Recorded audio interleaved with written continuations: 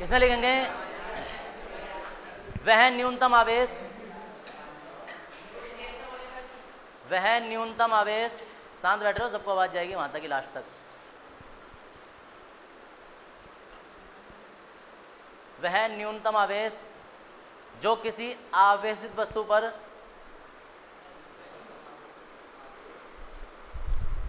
वह न्यूनतम आवेश जो किसी आवेशित वस्तु पर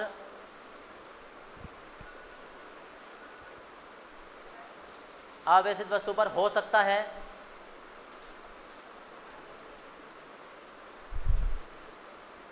जो किसी आवेशित वस्तु पर हो सकता है, मूल आवेश कहलाता है।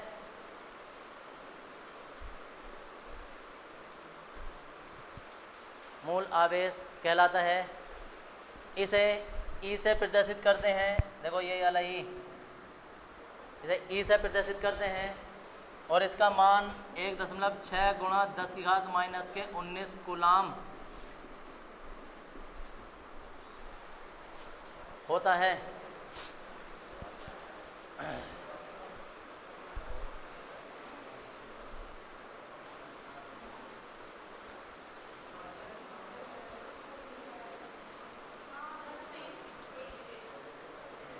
एक 1.6 गुणा 10⁻⁻19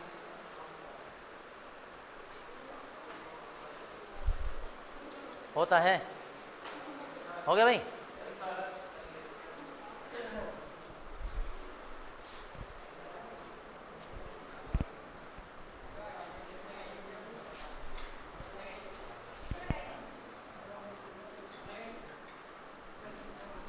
मूल कण कौन से होते हैं भाई? मूल कणों का संगठन,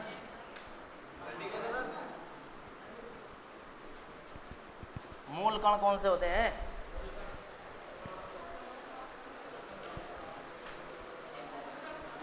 अरे मैं क्या पूछ रहा हूँ, मुझे कौन सी दुनिया में लगोगे? इलेक्ट्रॉन, प्रोटॉन, न्यूट्रॉन, 3 मूल कण होते हैं। परमाणु होता है, परमाणु दुनिया में किसी भी सूक्ष्म वस्तु को बनाने की इकाई होती है। ऐसा माना जाता है कि दुनिया में अगर हम किसी वस्तु को तोड़ते रहें तो सबसे छोटा कण जो बचेगा वो परमाणु होगा। परमाणु के भीतर इलेक्ट्रॉन, प्रोटॉन, न्यूट्रॉन होते हैं। इलेक्ट्रॉन चारों ओर गति करते रहते हैं, प्रोटॉन और न्यूट्रॉन नाभिक के अंदर होते हैं। ठीक है, मतलब परमाणु हो गया, परमाणु के भीतर भी एक छोटा सा कण होता है और वो नाभिक होता है, उसमें प्रोटॉन और न्यूट्रॉन है। यहाँ तक समझ गए? प्रयोगों के आधार पर यह पाया गया है कि ये इलेक्ट्रॉन, प्रोटॉन या न्यूट्रॉन जो है ये भी और छोटे छोटे कणों से मिलकर बने हैं। उन कणों को हम कहते हैं अप क्वार्क, डाउन क्वार्क और स्ट्रेंज क्वार्क। लिखवाने वालों, इन 3 कणों को आपस में संगठन से ये कण बने हैं। मतलब ये सिर्फ माना गया है, इसका कोई प्रायोगिक तथ्य नहीं है। क्यों नहीं है? क्योंकि परमाणु का आकार इतना छोटा होता है कि अभी तक किसी मशीन द्वारा हम परमाणु को देख नहीं सकते। खोजें बहुत हो चुकी हैं, लेकिन परमाणु इतना छोटा होता है कि एक सुई की नोक पर, सिर्फ फ्रंट पर सुई के नोक पर 3 करोड़ परमाणु आ सकते हैं। तो उसका आइडिया तुम लगा सकते हो कि परमाणु कितना छोटा हो सकता है। हाँ जी, परमाणु को अभी तक किसी ने नहीं देखा है। परमाणु का आकार 10⁻⁻10 मीटर कोटि का होता है। हमारे पास जो अब तक मशीन है, हम जस्ट परमाणु देखने के निकट हैं। हमारे पास जो मशीन बन चुकी है अब तक वो नैनोमीटर बन चुकी है और वो 10⁻⁹ तक देख लेती है। ठीक है जी, माइक्रोमीटर 10�6 तक देख लेता है। हाँ जी, प्रयोग का मतलब है कि हमने सबसे पहले टॉमसन का मॉडल पढ़ा था। टॉमसन ने बताया था परमाणु कैसे कैसा होता है। उसके बाद रदरफोर्ड का मॉडल पढ़ा था। रदरफोर्ड ने पूरा प्रयोग करके दिखाया कि एक सोने की पिन्नी ली, उसमें कोई अल्फा कण निकाल के दिखाएं। रदरफोर्ड के मॉडल में संशोधन किया नील बोहर ने, नील बोहर के मॉडल में संशोधन किया सोमरफेल्ड ने। और हाँ जी, तो ये आपस में मॉडल चल रहे हैं। अब इनके प्रयोग करने का तथ्य ये है कि इन्हें दिखाई नहीं दे रहा है वो, लेकिन बस ये प्रयोग कर रहे हैं। ठीक है जी, इलेक्ट्रॉन, प्रोटॉन तो बहुत दूर की बात है। और याद रखना, अरे सुनो इधर, अभी 3 मूल कणों के बारे में तुमने सुना है। ऐसे ऐसे अब तक 30 कण खोजे जा चुके हैं जो परमाणु के अंदर ही अंदर हैं। परमाणु का आकार किसी को नहीं पता है, मतलब आकार पता है, परमाणु देखा किसी ने नहीं है, लेकिन उसके अंदर 30 कण अब तक खोजे जा चुके हैं। 10-12 तो तुम इंटर में पढ़ लोगे। कौन कौन से हैं? इलेक्ट्रॉन, प्रोटॉन, न्यूट्रॉन तो हैं ही, फिर एक पॉजिट्रॉन हो जाएगा, एक न्यूट्रिनो हो जाएगा, एक एंटी न्यूट्रिनो हो जाएगा, एक पाई मेसोन हो जाएगा, अल्फा हो जाएगा, बीटा हो जाएगा, गामा हो जाएगा, फोटोन हो जाएगा। ये सब इसी के अंदर पाए जाते हैं। तो 10-12 तो तुम पढ़ लोगे और बाकी और भी हैं तुम्हारे। तो जैसे जैसे तुम उसमें आते रहोगे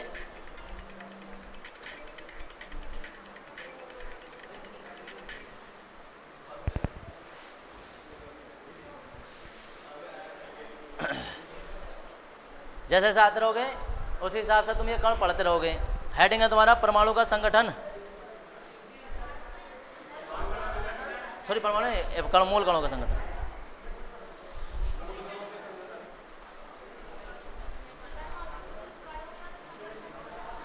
हाँ, मूल कणों का संगठन, हेडिंग डालो ये।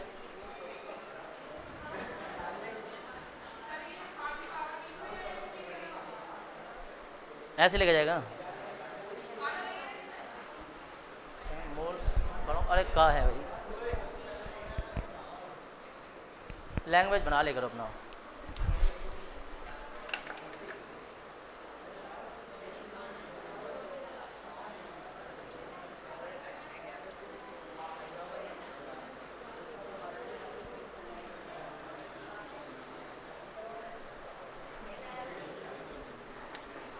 अब देखो बेहतर, इसमें लिखेंगे प्रयोगों के आधार पर, लिखो भाई प्रयोगों के आधार पर, इसमें लिखेंगे मूल कणों के संगठन में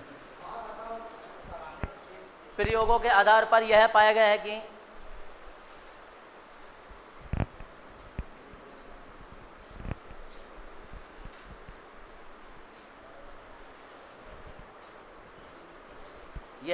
कि प्रोटॉन, न्यूट्रॉन तथा इलेक्ट्रॉन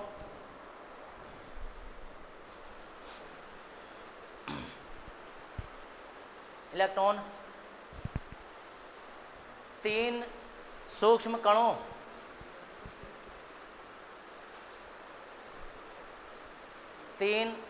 कणों से मिलकर बने होते हैं,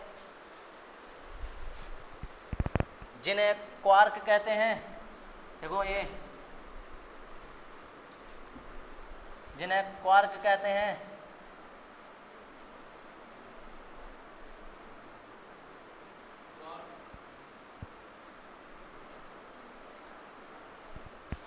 क्वार्क कहते हैं, यह निम्नलिखित हैं।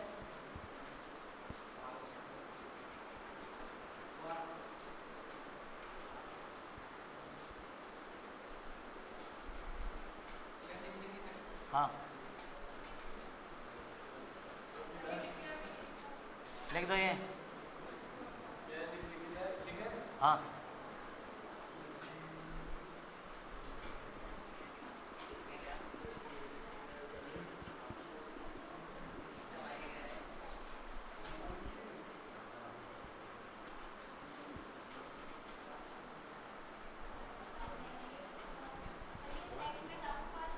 हाँ जी, सेकंड में डाउन करो।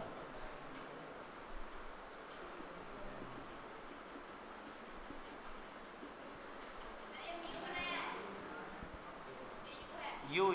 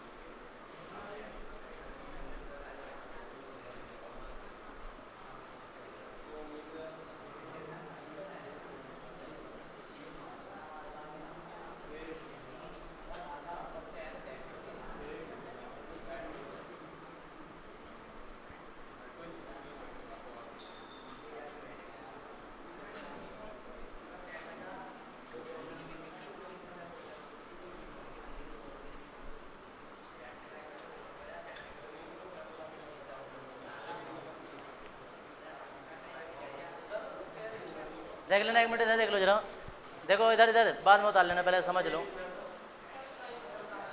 उतारोगे क्या पहले? निपटो भाई साहब तुम भी। हाँ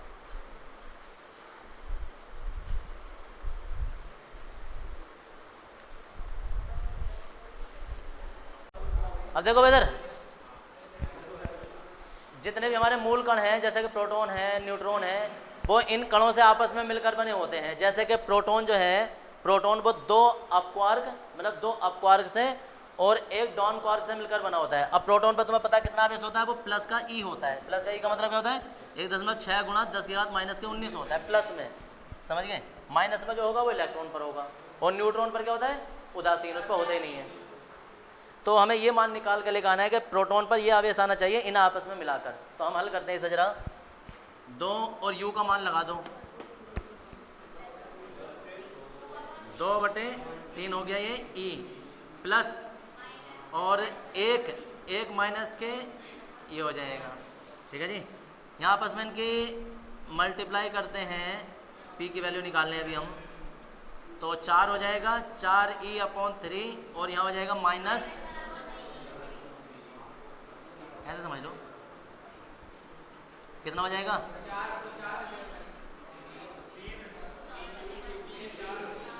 3 ऐसे आ गया, 4e में से 1e जाएगा,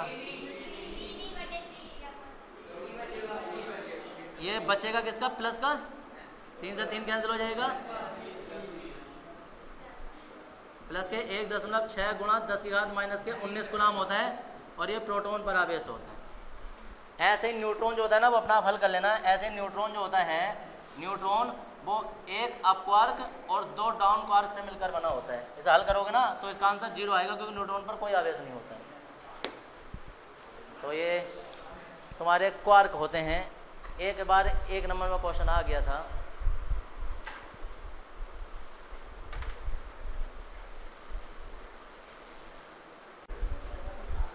ये ना थोड़ा नियम मिलता जुलता न्यूटन के नियम से है। अब सुन लो जरा 1 मिनट। न्यूटन का नियम याद होगा तुम लोगों को। 2 द्रव्यमान हुआ करते थे, m1 m2, उनके बीच की दूरी हुआ करती थी r। अरे किसे याद है? बोल दो ऐसे ही। न्यूटन का नियम फर्स्ट ईयर में जो था,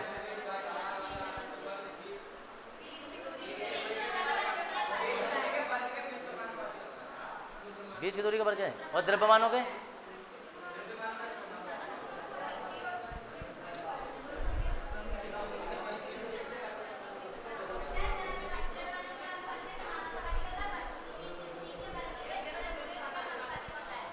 देखो इधर, न्यूटन का जो नियम था वो ये था कि जो 2 पिंडों के बीच कार्य करने वाला बल होता है, उनके द्रव्यमानों के गुणनफल के अनुक्रमानुपाती होता है, गुणनफल के अनुक्रमानुपाती, और बीच की दूरी के वर्ग के व्युत्क्रमानुपाती होता है। यहाँ पिंड थे और उनके द्रव्यमान थे, यहाँ कोई कण है और उन पर आवेश है। आवेश का मतलब है Q1 और Q2, इन पर आवेश है, इनके बीच की दूरी जो है वो r है। कण जो है वो कैपिटल A और कैपिटल B हैं, इन पर Q1 आवेश है और इस पर Q2 आवेश है। नियम ये कहता है कूलॉम का नियम अनुसार कि जो बल है वो अनुक्रमानुपाती होता है Q1 गुणा Q2 के। समीकरण नंबर 1 हो जाती है। और ये बल जो है वो व्युत्क्रमानुपाती होता है इनके बीच की दूरी के वर्ग के। जब इन दोनों को मिलाते हैं समीकरण 1 और 2 को, तो F अनुक्रमानुपाती हो जाता है Q1 Q2 अपॉन r² के। अनुक्रमानुपाती हटा देते हैं और A लगा देते हैं थोड़ी देर के लिए अभी, Q1 Q2 अपॉन r²। ये कूलॉम का नियम है। और ये वो नियम है जब तक फिजिक्स चलेगी ना अभी तक तुम्हारी, या जब तक ताउम्र फिजिक्स चलेगी, इलेक्ट्रॉनिक्स फिजिक्स की बात कर रहे हैं हम, और मैग्नेटिक की, इन दोनों फिजिक्स में ये नियम कॉमनली चलता रहेगा। इसके बिना ये चल नहीं सकती, ना फिजिक्स आगे को बढ़ेगी और ना ही इसके बिना कोई नम न्यूमेरिकल कर सकते हैं। ये तो कॉमनली है और इसमें ना ही कोई अपवाद है। यूनिवर्सल नियम होते हैं। यूनिवर्सल नियम का मतलब होता है जिनमें इनकी कोई सीमा नहीं होती, जिनमें कोई त्रुटि नहीं होती है, और जो अभी तक फेल नहीं हुए। हाँ जी, नहीं के नहीं आएगा अभी। कारण होता है अगर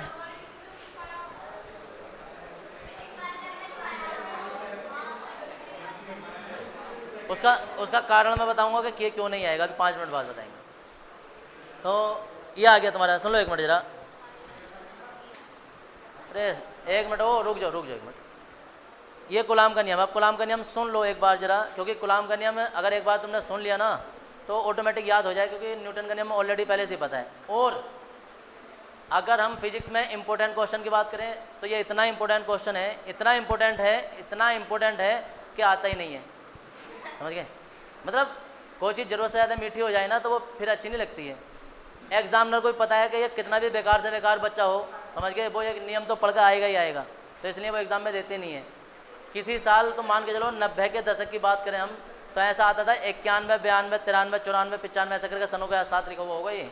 और सन 2003, 4 और 8 के बाद में तो बेचारा कभी कभी देखने मिलता है, क्योंकि कॉमनली हर किसी को पता है, एग्जामिनर को भी पता है कि ये तो हर कोई पढ़ के जाएगा। पहले उसमें चैप्टर में सबसे इम्पोर्टेंट टॉपिक यही है, तो इम्पोर्टेंट है और हमेशा इम्पोर्टेंट ही रहेगा, और इतना इम्पोर्टेंट है कि आना बंद हो गया है, ठीक है। लेकिन पढ़ के फिर भी जाना है तुम्हें, क्योंकि इसके बिना तो आगे के कोई सवाल भी नहीं होने, ना ही कोई आर्टिकल होने, ये तो ये ऑटोमेटिक याद भी हो जाएगा तुम्हें। नियम सुन लो सही से। इस नियम के अनुसार ऐसे लिखेंगे हम, इस नियम के अनुसार 2 बिंदु आवेशों के बीच, ठीक है ना, 2 बिंदु आवेशों के बीच कार्य करने वाला आकर्षण अथवा प्रतिकर्षण बल, वहां सिर्फ आकर्षण लगता था द्रव्यमानों के मध्य, लेकिन इसमें आकर्षण भी लग सकता है, प्रतिकर्षण भी। आकर्षण कब लगेगा? जब एक प्लस और एक माइनस हो। प्रतिकर्षण कब लगेगा? जब दोनों प्लस प्लस हो या दोनों माइनस माइनस हो, तो दोनों तरीके का बल लग सकता है, इसलिए हम दोनों बोलेंगे। 2 बिंदु आवेशों के बीच कार्य करने वाला आकर्षण बल अथवा प्रतिकर्षण बल उन दोनों आवेशों के परिमाणों के गुणनफल के अनुक्रमानुपाती होता है और उनकी बीच की दूरी के वर्ग के व्युत्क्रमानुपाती होता है। यह बल उन दोनों आवेशों को मिलाने वाली रेखा के अनुदिश कार्य करता है, ठीक है जी। ऐसा नहीं है कि आवेश यहाँ रखें और बल घूम कर ऊपर से लगेगा, आमने सामने बल लगेगा, अनुदिश कार्य करेगा, ठीक है नहीं, ऊपर नीचे से नहीं लगेगा, आमने सामने से लगेगा। नियम फिर दोबारा सुन लो। 2 बिंदु आवेशों के बीच, बिंदु आवेश बोलने जरूरी है, और अच्छा होगा कि स्थिर बिंदु आवेश बोलो, क्योंकि बिंदु चल नहीं सकते, ये स्थिर रहेंगे तब की बात है। अगर स्थिर कोई नहीं लिखवा रहा है या बिंदु नहीं लिखवा रहा है ना इस नियम में, तो वो नियम गलत हो जाता है, ठीक है। तो इसमें लेंगे 2 बिंदु आवेशों के बीच या 2 स्थिर बिंदु आवेशों के बीच कार्य करने वाला आकर्षण अथवा प्रतिकर्षण बल उन दोनों आवेशों के परिमाण होता है कि अगर इनमें से एक माइनस हुआ एक प्लस होना तो भी हम प्लस प्लस ही लेंगे, परिमाण लेंगे हम उसका, ठीक है ना जी, चिन्ह सहित नहीं लेंगे हम उसे, ये है कहने का मतलब। तो उन दोनों आवेशों के परिमाणों के गुणनफल के अनुक्रमानुपाती होता है और उनकी बीच की दूरी के वर्ग के व्युत्क्रमानुपाती होता है। यह बल उन दोनों आवेशों को मिलाने वाली रेखा के अनुदिश कार्य करता है। किसी की याद हुआ? दोबारा सुन लो। 2 स्थिर बिंदु आवेशों के बीच, क्या भारी है यार, सिंपल सी बात है। 2 स्थिर बिंदु आवेशों के बीच, ठीक है ना, 2 स्थिर बिंदु आवेशों के बीच कार्य करने वाला आकर्षण अथवा प्रतिकर्षण बल उन दोनों आवेशों के परिमाणों के गुणनफल के अनुक्रमानुपाती होता है और उनकी बीच की दूरी के वर्ग के व्युत्क्रमानुपाती होता है। यह बल उन दोनों आवेशों को मिलाने वाली रेखा के अनुदिश कार्य करता है। कौन सुना सकता है? एक लड़कों में से, लड़कियों में से कोई नहीं? सुनाओ। अरे सुनन दियो उसका जरा। तो तुमने क्या खाम खा हाथ खड़ा कर दिया? ना सुनने हमारी मर्जी, हम तो तुमसे सुनेंगे। हाँ बोलो, बोलिए भाई।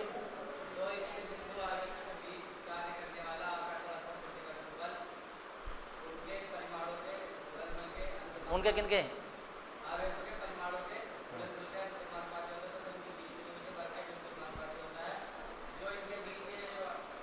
ऐसा ना चलेगा काम, जो इनके बीच के ऐसा जो सा काम ना चलेगा। बस हो ना, हाँ लगभग ठीक है, 99% ठीक हो गया है।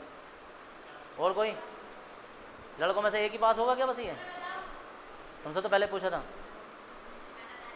हाँ जी पड़ोसी, लास्ट वाली लाइन छोड़ देना, जितना आ रहा है तुमने तो बताओ। अब ओए देखो, ये जो एक दूसरे कान में बता रहे हो ना, उनसे अच्छा ना मुझे बताओ, क्योंकि वो तो खुद परेशान है जिसके कान में बता रहे हो। हाँ बताओ।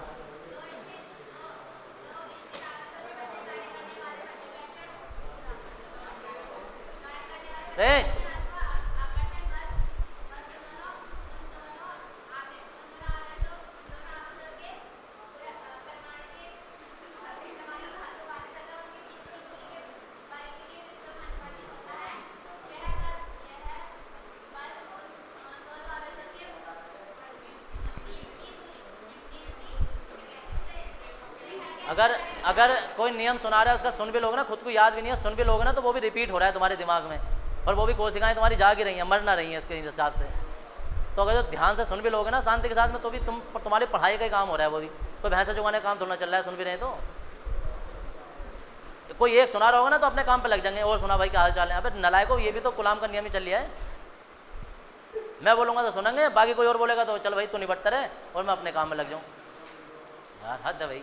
और बता, शर्म आने वाली बात है, इतने सारे बच्चों में से एक लड़के की याद हुआ है और टूटा फूटा एक लड़की की याद हुआ है। चलो ठीक हुआ होगा, बता। और अभी तक नियम याद नहीं हो रहा है। अब तो तुम भैया क्या खा रहे हो और क्या समझ रहे हो यार।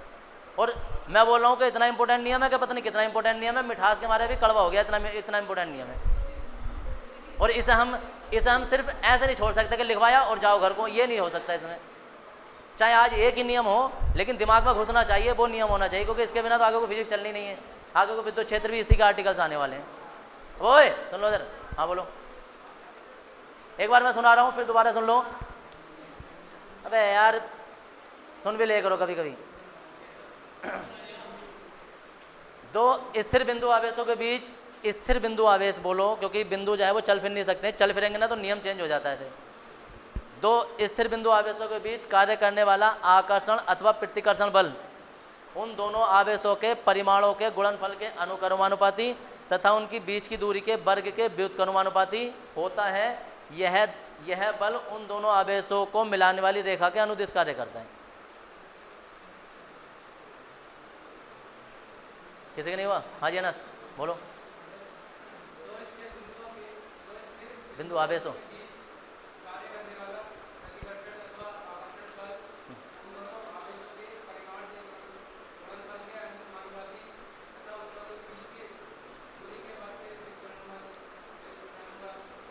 सही है, सही है।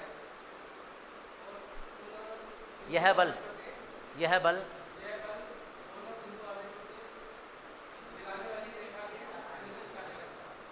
चलो ठीक है। और कोई लड़कियों में से एक दो बोलो। एक सेकंड हाँ।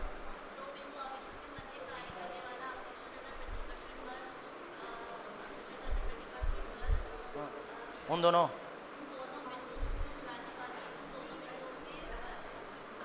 नहीं रुको। हाँ जी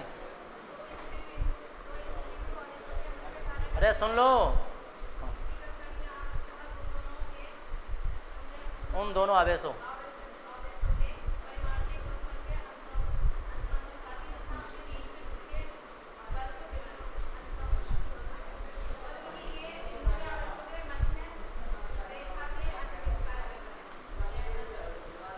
लिखो भाई, लिखो यार नियम लिखो। इस नियम के अनुसार लिखो, कॉपी में लिखो। इस नियम के अनुसार कॉमा इन्वर्टेड कॉमा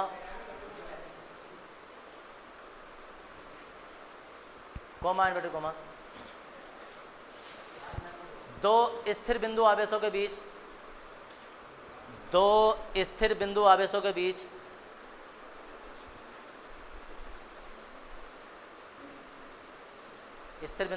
के बीच कार्य करने वाला दो स्थिर बिंदु आवेशों के बीच कार्य करने वाला आकर्षण अथवा प्रतिकर्षण बल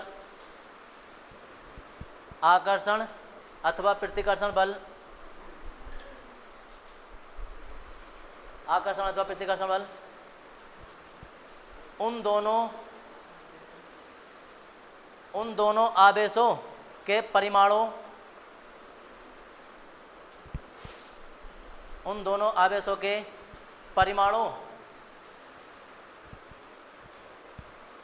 परिमाणों के गुणनफल के अनुक्रमानुपाती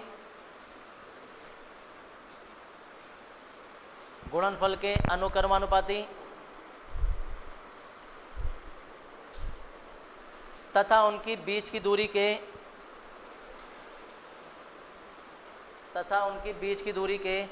वर्ग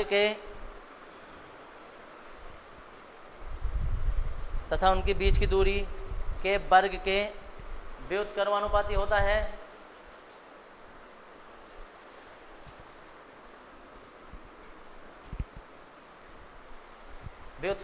होता है। यह बल, फुल स्टॉप लगा लिखो, यह बल उन दोनों आवेशों को, यह बल उन दोनों आवेशों को मिलाने वाली काल्पनिक रेखा, ऐसा करके लिखो, क्योंकि खिंचाव हुई रेखा नहीं होती है, सिर्फ कल्पना की जाती है। उन दोनों आवेशों को मिलाने वाली काल्पनिक रेखा के अनुदिश कार्य करता है।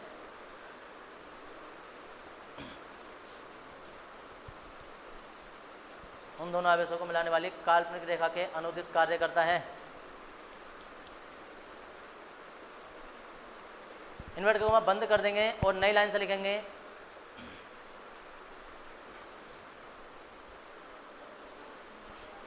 माना दो बिंदु आवेश, माना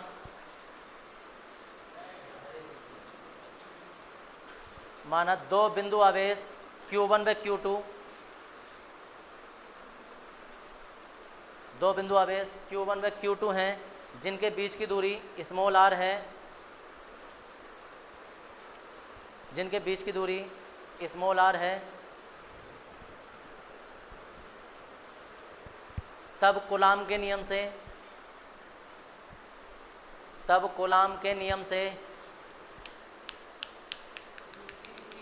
स्मॉल r है, दोबारा बता दिया, देखो पेमेंट पूरा हो गया, हाँ से लिखेंगे, तब कूलाम के नियम से, और ये सब उतार लेना। देखो साइड में चित्र बनाना और ये सब, अभी नियम पूरा नहीं हुआ है, अभी मैं और लिखूंगा, अभी यहाँ तो उतार, चित्र साइड में बनाओ, ये इधर को उतार लो, साइड में एक और,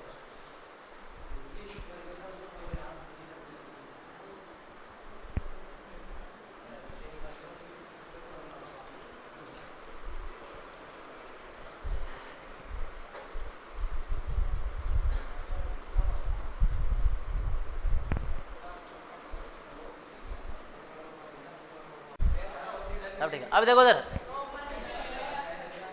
अरे सुन लो यार एक मिनट, जहां ए एक नियतांक है,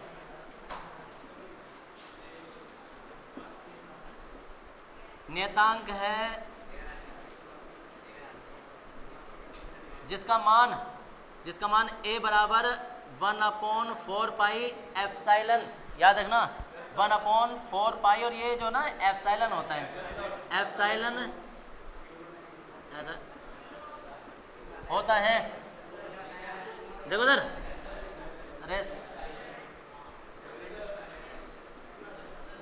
जहां एप्सिलॉन माध्यम की विद्युतशीलता होती है,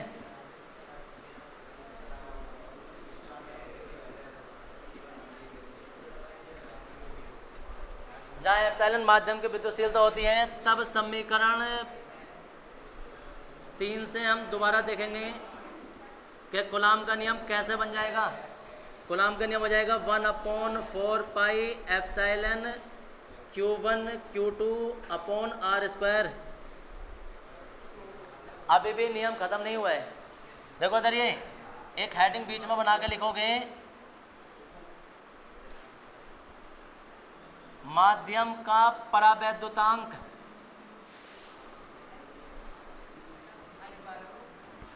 ध्यान से देखते हो, पहले अभी साथ साथ मत उतारो, पहले देख लो, इधर हो फोटो कॉपी की दुकान हो, इधर देख लो जरा, हाथ का फोटो स्टेट चला रहे हैं। ए का मान जो था वो ये प्रयोगों के आधार पर आया, जो कूलाम ने नियम निकाला अपना, तो ए बराबर 1/4 पाई एप्सिलॉन आ गया, एप्सिलॉन उठाकर पूरे का पूरा हमने ए के स्थान पर लगा दिया यहाँ, ठीक है ना, तो ये नियम बन गया है। अभी ये भी पूरा नहीं है, हमें एप्सिलॉन का मान लगाना है अभी। तो देखो इधर माध्यम का परावैद्युतांक, और माध्यम का परावैद्युतांक जो होता है वो होता है के बराबर एप्सिलॉन अपॉन एप्सिलॉन नोट। क्या मतलब हुआ? मतलब हुआ ये कि माध्यम का परावैद्युतांक जो होता है वो बराबर होता है माध्यम की विद्युतशीलता तथा निर्वात की विद्युतशीलता। तो इसे ना बराबर आगे को लिखना, तो मैं यहाँ से लिख रहा हूँ इसे, माध्यम की विद्युतशीलता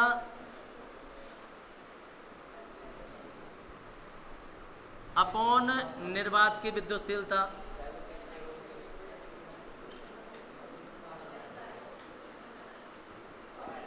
विद्युतशीलता मतलब के बराबर जो है वो एप्सिलॉन अपॉन एप्सिलॉन नॉट हो जाता है, तिरछी गुणा कर देंगे तो एप्सिलॉन बराबर हमें मिल जाएगा एप्सिलॉन नॉट के, और इसे लगा देंगे हम समीकरण नंबर 4 में। समीकरण 4 में, और समीकरण 4 से जब हम लिखेंगे तो F बराबर 1/4 पाई एप्सिलॉन नॉट के आ जाएगा Q1 Q2 upon R square, और यहां लिख देंगे यही कूलाम का नियम है। सुन लो एक मिनट जरा भी, यही कूलाम का नियम है। और यहाँ जो है ना, जैसे ये हेडिंग डालोगे माध्यम का परावैद्युतांक, तो यहाँ हिंदी लिखोगे परिभाषा इसकी, और परिभाषा कैसे लिखोगे अपना बना लोगे। यहाँ आगे कैसे लिखोगे कि माध्यम की विद्युतशीलता तथा निर्वात की विद्युतशीलता के अनुपात को, दोनों बटे में ना के अनुपात को माध्यम का परावैद्युतांक कहते हैं, इसे के से प्रदर्शित करते हैं। जब यहाँ आ जाओ तो रुक जाना, मैं लिखवा दूंगा अपना आप, ठीक है ना। तो अभी कुछ लोग पूछ रहे थे ना कि एक स्थान पर हम के ने क्यों नहीं लिख सकते, क्योंकि मैक्सिमम के नियतांक होता है, तो के इसलिए नहीं लिख सकते। अगर हम के लिखते तो दोबारा से हमारे पास घूम कर के ही आ जाता, जबकि हम के हटा के के नहीं लगा सकते, तो इसलिए कोई दूसरा नियतांक होगा तब हम के ला सकते हैं वहाँ। और ये फिक्स है, ये हट नहीं सकता, क्योंकि माध्यम की परमिटिविटी या परावैद्युतांक को हम के से दर्शाते हैं, ये फिक्स होता है, ये बदलता नहीं है कभी भी। तो यहाँ के आता है, इसलिए हम वहाँ के नहीं लिख सकते। यहाँ तक कूलाम का नियम लिखो, और यहाँ जब आ जाओ ना तो थोड़ा सा रुक जाना, 3 लाइनें छोड़ देना, मैं यहाँ परिभाषा लिखवा दूँगा। 3 लाइनें छोड़ के सारी लिख दो, हाँ खुद लिख लो, जिस तरह ना लिखे जाए वो 3 लाइनें छोड़ देना, मैं भी लिखवा दूंगा। लिखना कुछ नहीं है, यही है माध्यम की विद्युतशीलता तथा निर्वात की विद्युतशीलता के अनुपात को माध्यम का परावैद्युतांक कहते हैं। अब सुन लो एक मिनट, दोनों नए शब्द हैं तुम्हारे लिए, ऐसे भी सुन लो, उदासीन आदमी है, क्वेश्चन तो पूछते नहीं है। देखो विद्युतशीलता क्या होती है, किसी भी माध्यम की वो अपनी सहनशीलता के कितनी विद्युत को सहन कर सकता है, वो उसकी अपनी विद्युतशीलता होती है। और परावैद्युतांक वो होता है कि कितना विद्युत का विरोध करता है। विरोध करने का मतलब होता है कि लोहे में अगर जो हम विद्युत प्रवाहित करें तो वो विरोध नहीं करेगा, वो प्रवाहित करवा देगा अपने अंदर। लकड़ी में अगर जो हम प्रवाहित करें तो क्या होगा, तो वो विरोध करेगी, यानी कि लकड़ी का परावैद्युतांक लोहे से अधिक है। तो परावैद्युतांक होता है रुकावट, कुचालकता, जिसकी जितनी ज़्यादा, पूरी दुनिया में सबसे ज़्यादा कुचालक जो होता है ना, सबसे ज़्यादा परावैद्युतांक जो होता है किसका होता है, माइका जानते होंगे शायद, माइका होती है, मतलब लकड़ी के ऊपर फेस कर, यही है शायद यार। तो माइका है, माइका के बाद लकड़ी नहीं है, माइका के बाद फिर रबड़ उबड़ वगैरह ये आती हैं, समझ गए, इसके वजह बैकेलाइट वगैरह होता है। सिलिका भी हो सकती है, सिलिका में 4 इलेक्ट्रॉन होते हैं, सिलिका पता नहीं है सिलिका का क्रम जो है ना इसकी टेबल का यही है। माइका है, उसमें माइका के बाद रबड़ है, लकड़ी है, फिर ऐसे होते होते सबसे लास्ट में चांदी हो जाती है सबसे, क्योंकि नीचे को जाते हैं ना घटते हुए क्रम में, तो ऊपर सबसे ज़्यादा कुचालक और नीचे सबसे ज़्यादा चालक। तो सबसे अच्छा चालक जो होता है कौन होता है, चालक चांदी, और कुचालक जो होता है सबसे अच्छा वो माइका या रबड़ भी कह सकते हैं। यहाँ तक आ जाएंगे।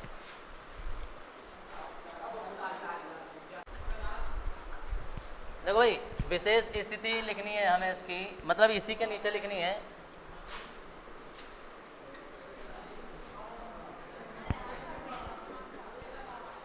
और विशेष स्थिति में यह है कि वायु या निर्वात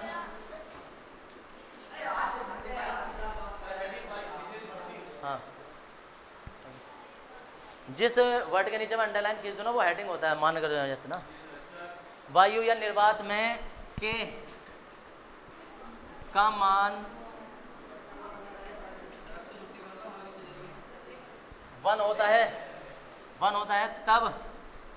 तब F बराबर जो है 1/4 पाई एप्सिलॉन नॉट आ जाएगा। और के नहीं लिखेंगे, के का मान 1 हो चुका है यहाँ, K1 ये Q1 Q2 upon R square, ये कूलाम का नियम बन चुका है। अब हम कहेंगे 1/4 पाई एप्सिलॉन नॉट का मान,